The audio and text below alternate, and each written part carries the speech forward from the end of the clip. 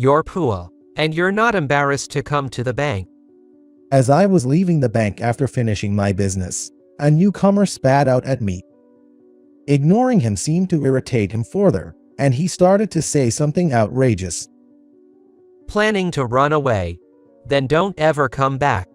Poor folks should just stash their cash under the mattress. If that's how it's going to be, I'll do as he wishes. As you say, I am poor, so I will no longer use this bank. My name is John. I run a factory inherited from my father. Now 63, I still feel young at heart, though I'm more of an analog person and not great with machines.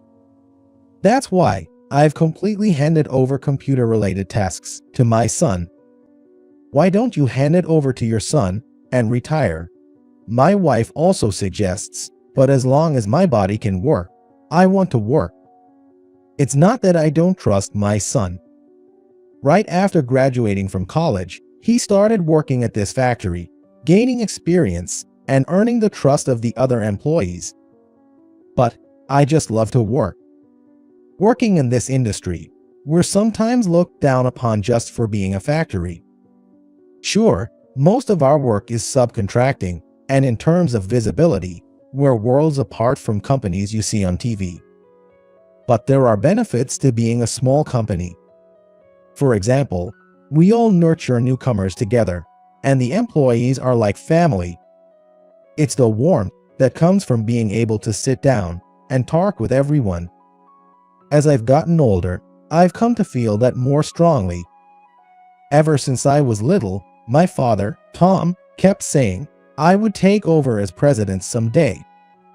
As a child, I was proud to follow in his footsteps, but as I grew up, it felt more like pressure, and my teenage years were full of rebellion against him. Study properly.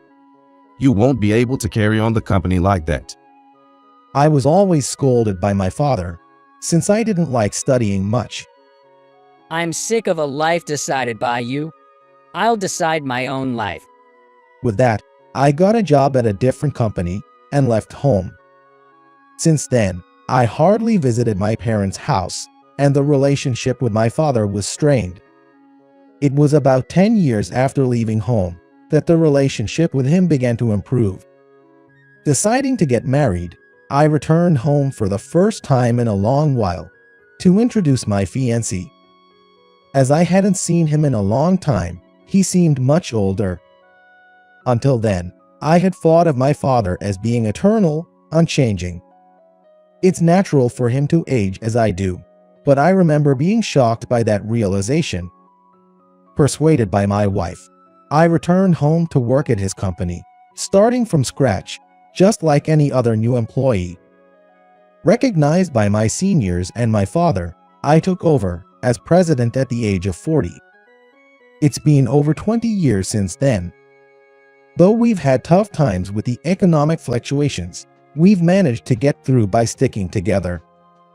There's a major bank branch near the factory, which is convenient and where I always go. It can get a bit crowded, but the bank staff service is always courteous and pleasant. But things changed a bit this year. Among the new recruits this year, there was one with a bad attitude. His name is Ryan. I had dealt with him before when I used the bank.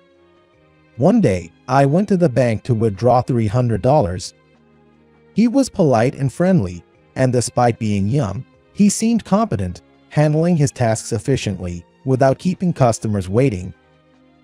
Thank you for waiting. What can I do for you today? I'd like to withdraw $300, please. After I handed over my bank book, he made an obviously annoyed face. Just $300. Yes, $300 is fine. I'll call your number, so please wait in the seating area. Though he seemed polite, as I was returning to the waiting area, I heard Ryan mutter under his breath.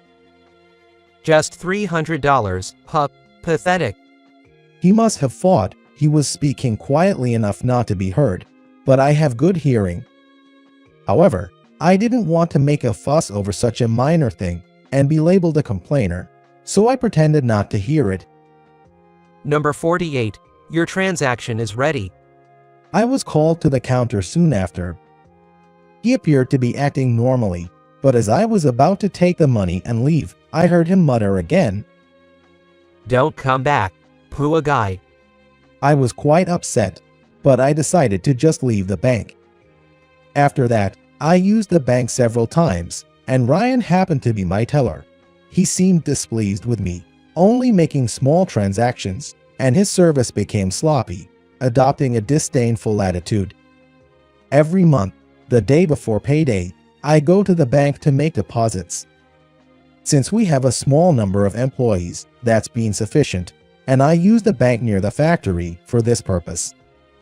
Normally, I'd go first thing in the morning or change during lunch break, but today, with a deadline approaching and no time to spare, I fought the bank being so close. I could just go in my work clothes. The bank was just around the corner, so I figured it would be fine as is and headed to the bank in my work clothes from the factory. Today it was quite crowded, and it looked like there would be a long wait. I just wanted to finish up smoothly and get back to help with the work. While waiting for my turn, about 15 minutes later, it was finally my turn. Looking at the counter, the teller was Ryan, of all people. Of all days, it had to be today. Ryan glanced at my clothes and made an obviously displeased face. Wearing dirty clothes in here. I'm already used to Ryan's verbal abuse by now. Not wanting to waste time engaging, I pretended not to hear and took out the deposit slip. I need to make a deposit. Sorry for the large amount, I said, handing over the deposit slip. But he didn't take it. Seems like you didn't hear me, so I'll make it clear. This place isn't for poor people like you. Do you understand? I've been using this bank for many years, and there's no minimum amount for deposits. Besides, I am the president of a company, so I certainly earn more than a new employee. What's the idea trying to drive away a customer? People like you, dressed in dirty clothes, just being here damages our bank's image. It's really quite a nuisance. Ryan said, sighing exaggeratedly.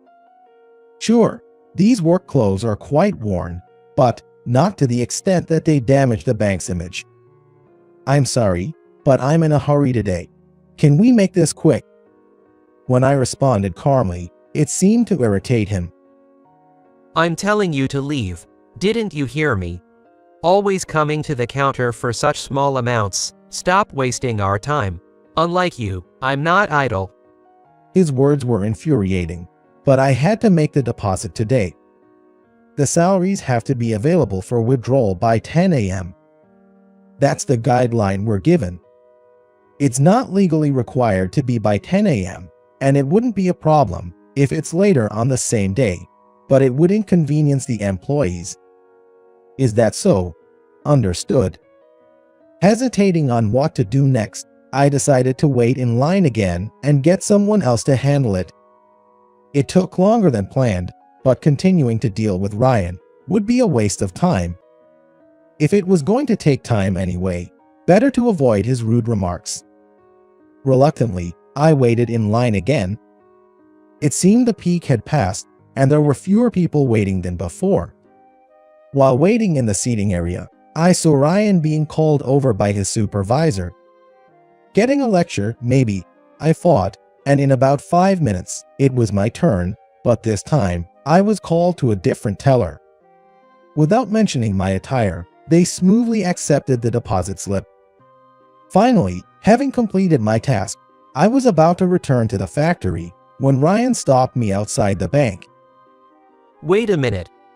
Just when I thought I could finally leave, I wondered what he wanted. Moreover, his polite speech had completely disappeared, now speaking informally. This isn't how you talk to a customer. What is it?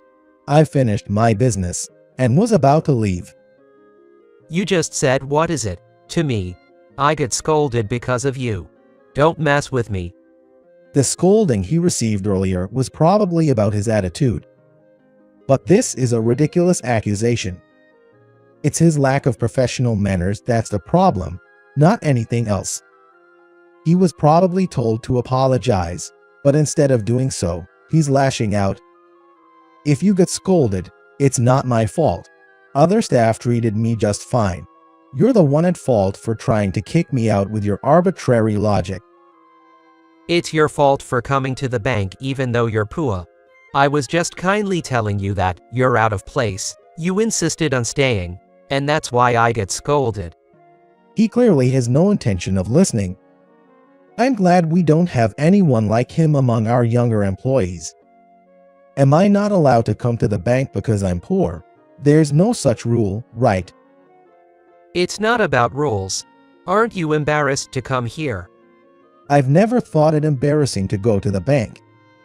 It's a place I use because I need to, nothing more. Do people really worry about appearances in such places? Do you worry about how you're seen by others when you go to the bank? That sounds like a hassle. I'm not poor like you. I don't wear shabby clothes even when I'm just stepping out. I couldn't help but retort. To get back quickly, I decided to ignore whatever else he said. Is that so? I'm in a hurry, so I'll be going now. Planning to run away? Then don't ever come back. Poor folks should just keep their money under the mattress. For a moment, I was dumbfounded by his words. Mattress banking, as if I could store the important company funds like that. It contains the employees' salaries. I had trusted this place to keep it safe. But well, if that's how far he's going to go, I might as well do as he wishes. Is that so? Understood. As you say, I am poor, so I will no longer use this bank. Ryan seemed taken aback by my smooth retreat. He probably thought I would argue back and was ready to use that as an outlet for his stress. I'll come back another day to close the account. With that, I returned to the factory. After successfully meeting the deadline and when things had calmed down, I was at another bank, opening a new account. It's a bit farther from both my home and factory than the current one, making it slightly inconvenient, but I chose this bank because I heard I could use ATM services at convenience stores and handle payroll transactions online. I'm not great with the internet, but my son has taught me a lot, and I indeed find it convenient. After opening the new account, I headed to the bank near the factory I always used. My goal today was to transfer all the money to the new account and close the old one. This way, I truly wouldn't need to come to this bank again. The bank was not busy today, and it was my turn quickly. What can I do for you?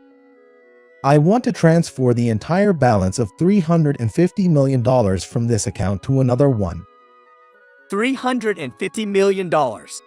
Excuse me, but is there any chance this could be a scam? The bank clerk seemed bewildered by the large sum. It's fine. I've opened a new corporate account at another bank, so I came to close this account.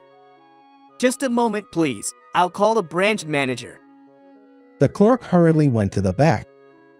Guided by the returning clerk, I was led to a partition booth. Sorry for the wait. I'm Anderson, the branch manager. May I ask why you're closing your account? I've opened an account at a bank near the station, so I plan to use that as my main bank from now on. Therefore, I won't be using this bank anymore and would like to close my account. Mentioning the rival bank, Anderson looked panicked. But that's a bit far, isn't it? Considering your factory's location, our bank would be more convenient. The distance is farther, but I've made arrangements to operate online, so there's no need to worry. Anderson tried to convince me with various benefits, but I had no intention of agreeing. Is there a specific reason why our bank won't do? There's a young banker here named Ryan. He told me poor people shouldn't come to the bank and should just keep their money under the mattress, so I decided to close my account to avoid coming here. What? Ryan said that? I'm terribly sorry. Anderson was mortified and repeatedly apologized. I've been using this bank for years and always found the service courteous and pleasant. I don't think everyone at this bank shares his views, but his actions were too much. Anderson said he would call Ryan over, and soon Ryan was brought in, looking dragged. You've been quite rude. What were you thinking, speaking to our customer like that? Under Anderson's stern questioning, Ryan stumbled over his words. But I've dealt with this person several times, and he always uses only a little money. It's a nuisance when we're busy. Anderson was exasperated by Ryan's reasoning. How can you say such things to our customer? Judging people by the amount of money they use is not fitting for a banker. Ryan seemed taken aback by Anderson's strong words. What you did was wrong, and it can't be undone. But what's important is what you do next. Apologize properly to John. I'll apologize with you. Anderson, now speaking in a calmer tone, urged Ryan to apologize. But, pride wounded after being scolded by his supervisor, Ryan became defiant. I haven't done anything that requires an apology. I just said it was a nuisance because it is. I'm just stating facts. Even Anderson must think it's a waste of time to be bothered with small matters. I taught you to treat every customer with importance, no matter how small the matter. I instructed you to handle each task with care. It's the accumulation of these small efforts that builds a good bank. Anderson's tone remained calm, but his disappointment was clear. I'm sorry my training did not prevent you from experiencing discomfort. I truly apologize. No, I understand your words were sincere, as I've been a regular customer. As someone who also manages employees, I felt a bit of sympathy for Anderson. No matter how well you teach, if the person isn't willing to learn, it doesn't mean anything. It helps a little to hear you say that. I'll take care of the cancellation process for you. What, you're really going to cancel? Why is Anderson bowing down to someone like this? He's not even going to be our customer anymore. There's no point in sucking up. Ryan reacted to the mention of cancellation. Thinking about it, his attitude of pandering makes sense given his excessively rude behavior up until now. Being cancelled by someone like him doesn't hurt or itch me. It's lucky to have less useless work. Efficiency is important, as Anderson always says. I haven't done anything wrong, right? We were dumbfounded by Ryan's blatant defiance. Someone like him. You don't understand what kind of person John is, do you? I understand perfectly. A poor person who doesn't deposit much money, but has the leisure to come to the bank. Ryan said, laughing outright. You don't understand at all. John runs a factory and has been managing a corporate account with us, depositing hundreds of billions. You chased him away when he tried to transfer from the corporate account. Wait, but he always. When you were in charge, it was for his private matters. There's a separate savings account, so that account doesn't have much in it. He was chased away by you the last time he tried to make a transfer. I even have proof, showing Ryan the passbook. Ryan, who had assumed I was poor, started panicking, realizing he was about to lose a major client because of his actions. If I knew, I wouldn't have done that. Why didn't you tell me, Anderson? I did tell you during your initial training, and I've been saying every day to treat all customers with courtesy. Ryan tried to shift the blame, but it was clearly his own fault. Please, I apologize, don't cancel. I'm truly sorry. I'll be sure to be more polite from now on. Though he apologized, it was clear it was just superficial. Apologies now won't make me cancel the cancellation. How can I trust someone who judges and looks down on people based on whether they have money? I'm truly sorry. I really am reflecting on my actions. No matter how much he apologized, his words felt empty. If you had said that as soon as you came in, things might have been different. But it's too late for apologies now. It's no one's fault but your own that it's come to this. Just because I'm apologizing, you think you can look down on me. His momentary show of humility quickly faded, revealing his true feelings again. Ryan's face was openly sullen. If you don't shape up, we might have to consider letting you go. Anderson raised his voice. Are you threatening me? I'll report this to the headquarters. I'm being bullied by Anderson. Thinking he had no chance of winning against me, Ryan started to attack Anderson. Perhaps he was hoping to obscure his own responsibility for the cancellation. You're free to report whatever you want about me to the headquarters. I have nothing to hide, and I will ensure you are dealt with appropriately. Don't mess with me. I've done nothing wrong. I am. Ryan kept insisting he was not at fault and acted like a petulant child unwilling to listen. He probably hasn't matured emotionally. That's exactly why you're not trustworthy. You're not really sorry. Don't think you can just smooth things over superficially. All you care about is avoiding responsibility. That hit home, and Ryan glared at me in silence. Because of your actions, the bank has lost $350 million. The branch manager was willing to apologize with you, and you wasted that. Even a newcomer should understand the gravity of their actions. Reflect on this properly from now on. Finally, Ryan had nothing to retort. He opened his mouth several times as if to say something, but no words came out. In the end, Anderson processed the cancellation, and I transferred the corporate account to another bank. I truly apologize for this time and thank you for using our services over the years. If there's ever a chance, please consider using us again. Anderson politely saw me out as I left the bank. Though I feel sorry for Anderson, I doubt I'll ever consider using this place again. Anderson had been generous in his response to Ryan's actions, considering Ryan was still in his first year, opting for a severe reprimand and a pay cut with the intention of retraining him from scratch. However, it seemed Ryan couldn't stand being scolded severely. He probably wasn't used to being reprimanded. Despite Anderson's kindness, Ryan wasted it, sulking and letting his work attitude deteriorate further. His colleagues looked at him coldly. He caused a major problem with his actions, yet showed no remorse and sulked instead. No one was willing to cover for such a person. Ryan seemed to have become isolated. Anderson had been willing to look after him until the end, but Ryan pushed him away. It's your fault I'm in this situation. He lashed out, eventually quitting on his own by slamming down his resignation letter. There are plenty of companies that want me. He left with those parting words, but real life was not so easy. Ryan thought he would quickly find another job, but he was repeatedly rejected at the document screening stage, not even making it to an interview. He hadn't realized how harshly the world judges a newcomer who quits within a year.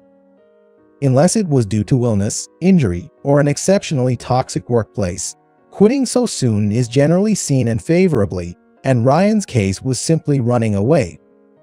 Even if he managed to get to an interview, pausing would be difficult. Having been part of many interviews, I've seen a lot of people. Among them were young individuals who, like Ryan, quit their jobs shortly after starting. I've heard various reasons, including complaints about their previous companies and admissions of lacking patience. We've hired such young people if they seemed capable of continuing with us, but if I were the interviewer, I wouldn't choose Ryan. He hasn't shown remorse for his actions and would likely quit again if faced with similar circumstances. Experience teaches you to recognize such tendencies. Without a change in attitude, he won't find employment. After starting to use online banking, with my son's support, I've become proficient in its use. Once accustomed, the convenience and time-saving aspect of not needing to physically go to a bank is significant. While I can forgive Ryan, this situation has been a good opportunity. As you age, there's a tendency to be resistant to new things. However, I now aim to be more open to adopting new technologies. Riding the wave of change like that, I want to work as long as possible.